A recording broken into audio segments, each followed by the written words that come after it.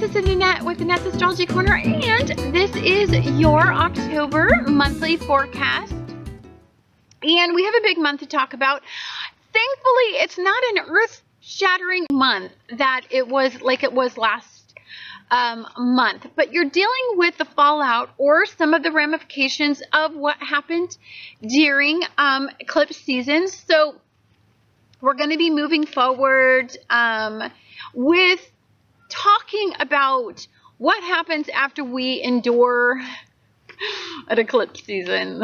Holy crap. So I like to focus on what happened, where our personal planets lie after big months like that. And so let's get started. The Sun and Mercury are going into Libra in your 6th house. And for you, the 6th house has to do with, or everybody, it has to do with routine.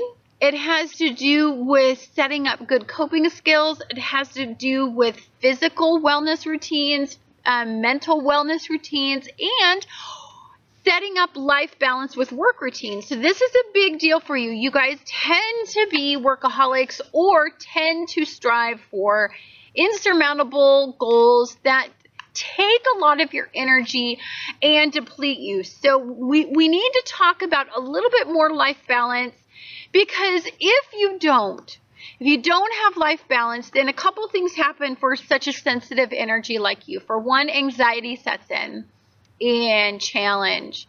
And when that happens, you can tend to have really self-destructive coping methods to deal with these underlying insurmountable goals that you may find it difficult to achieve in the time frame that you want, because you're a very ambitious energy. So I think for the most of you guys understand that, especially after the lunar eclipse happened in September, there was a pivotal moment during that time. And when that happened, I think you finally have a clue about where you're moving forward, how you're moving forward, and actually with whom you're moving forward.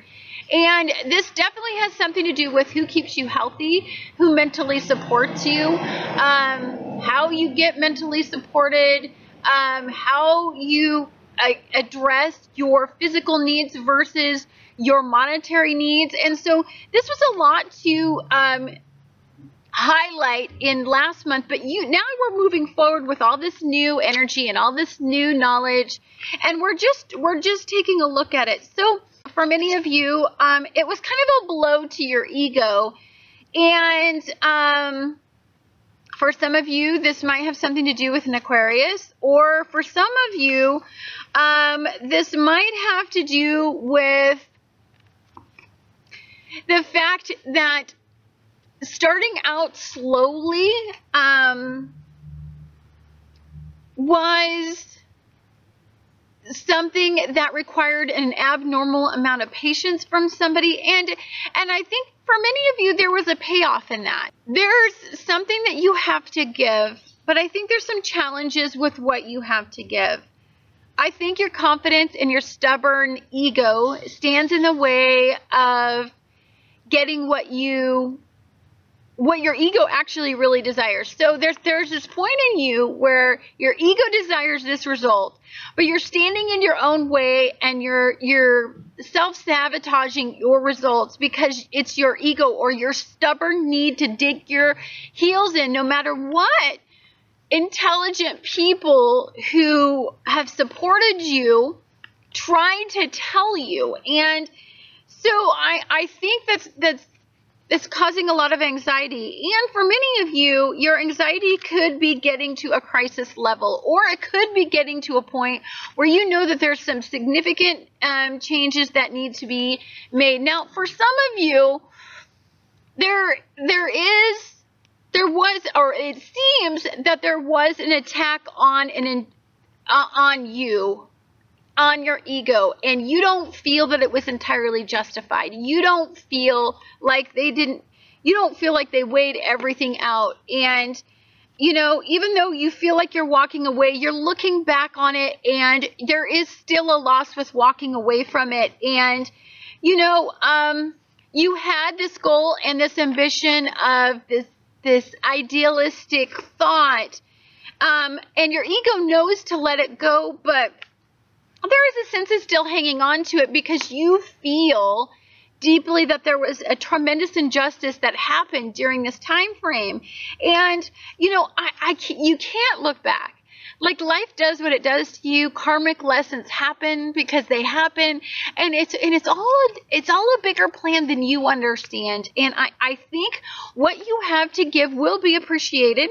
It will be appreciated by the right people, and you need to concentrate on the energies that are supporting you, or the people, or the new outlook, or the new design in your life that is moving forward. I think you feel like at some point somebody passed judgment on you and they didn't give you the chances that you feel that you deserve, and that you're trying to beat something significant, and that judgment is really bothering you, and it's causing a little bit of anxiety this month. It's causing you to be a little bit more emotionally protective, and I think you're just looking at it from your perspective and thinking, I need to take a look at this on just my level, and I need to build a strong foundation for me.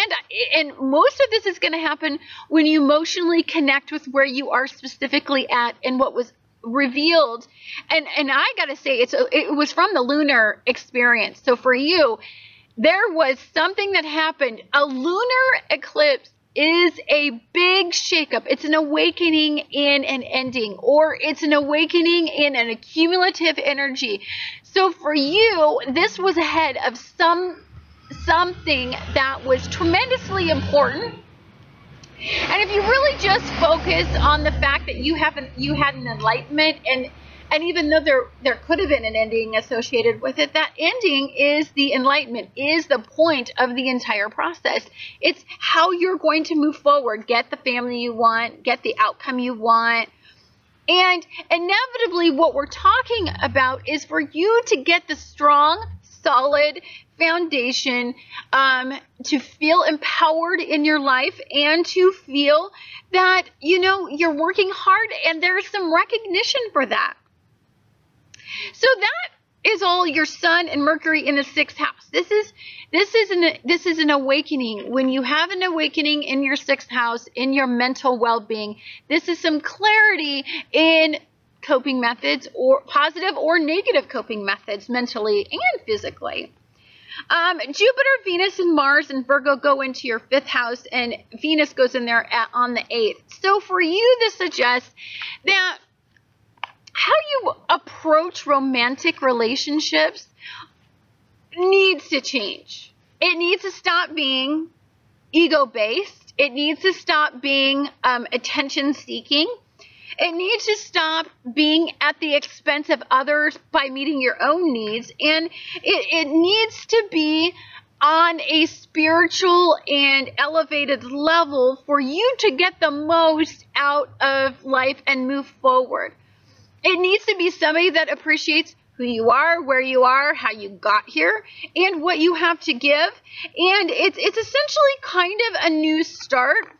And this is all going to be motivated by this lunar experience. So really take a look at how you got here, when you got here, why, especially really pay attention to what happened on the lunar eclipse that happened on the 27th, because that's energy that's following into this month.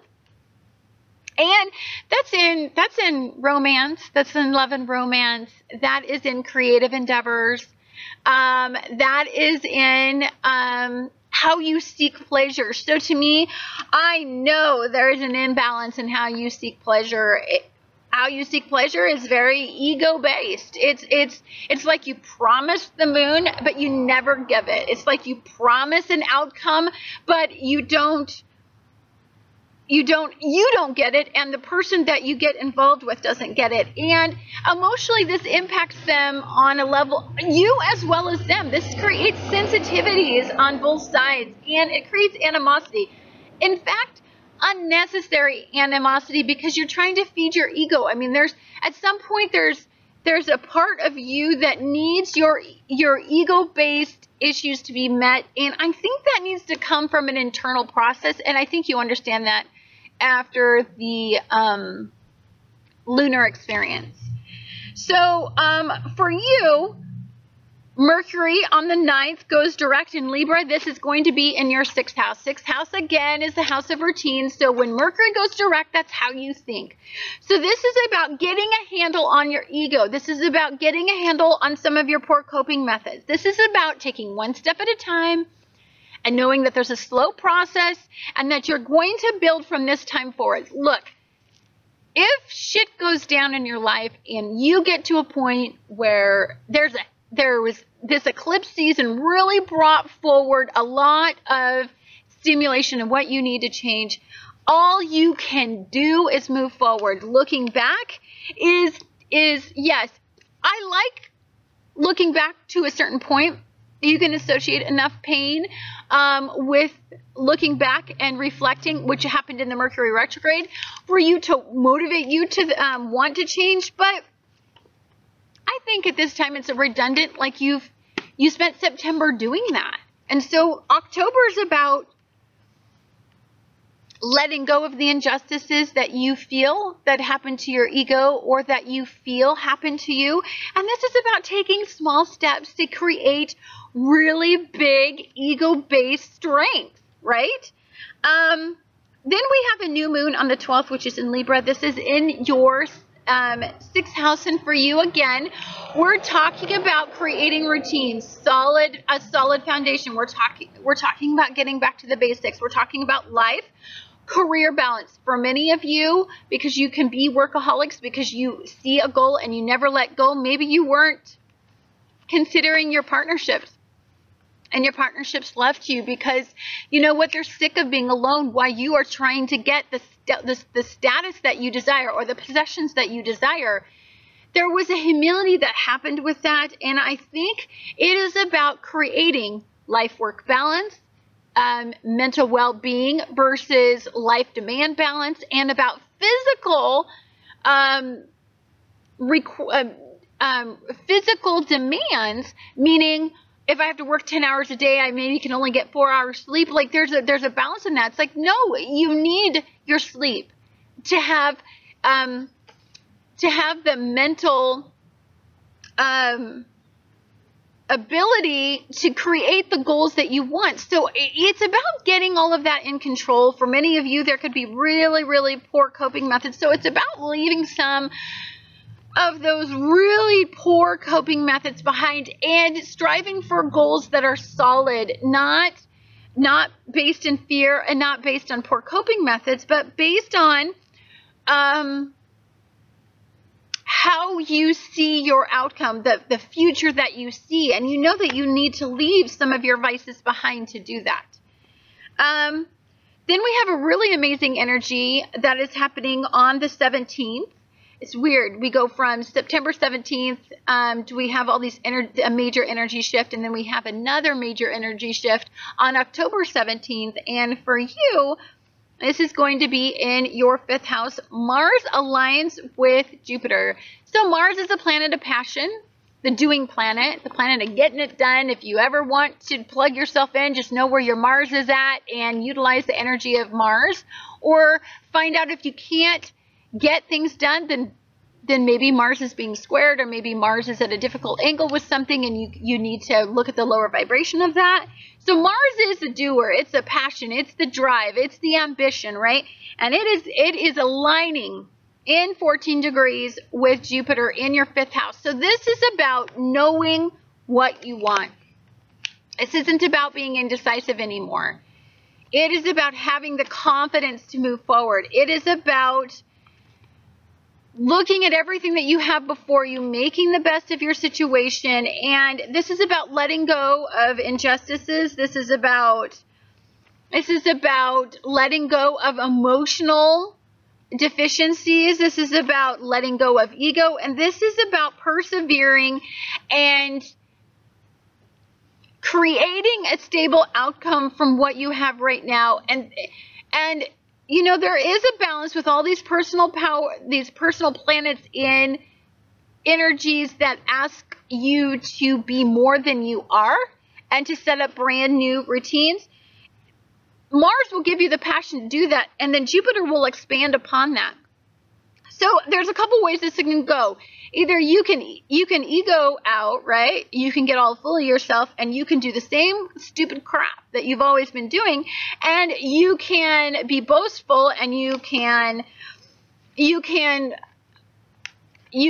fall into poor narcissistic qualities where you just think you deserve it and you don't have to change, and you can talk a good talk, basically. But the energy, progressive energy, doesn't support that. Progressive energy supports a stable outcome for you that helps your ego grow, and that gives you a good outcome by creating new thought processes, especially in your daily routines. Jupiter will expand those in a good way. Understand that if you're still stuck in poor coping methods, it will expand it in a bad way, and it will make you egomaniacal, and it will make you your passion go in the wrong direction. And you know, you'll self-destruct, and you'll reach a crisis mode. So it's kind of up to you. On the 27th, we have a full moon in Taurus, and this is your full moon. This is, look, a full moon is accumulation, right? It's an accumulative energy. It is you. So you accumulate from the year, and you take a look at your life, and you take a look at where your ego's at and how you're defining yourself, and you see what needs to be changed, what you need to end, what you need to begin, where you need to go from here. And I mean, it's clear that many of the routines that you have were dysfunctional, and that they were self-indulgent, and they never created the outcomes that you want. So it's time to make a lot of changes. It's time to have the accumulative energy end a lot of the drama that you've been feeling in your life. And so I don't care about the injustices that have been done to you. Let them all go. This is a new start, new beginning. It's actually your new year. And so you can make a fresh start happen at this point. So that is your guys' October forecast. And thank you so much for tuning in. And I look forward to talking to you guys again next month.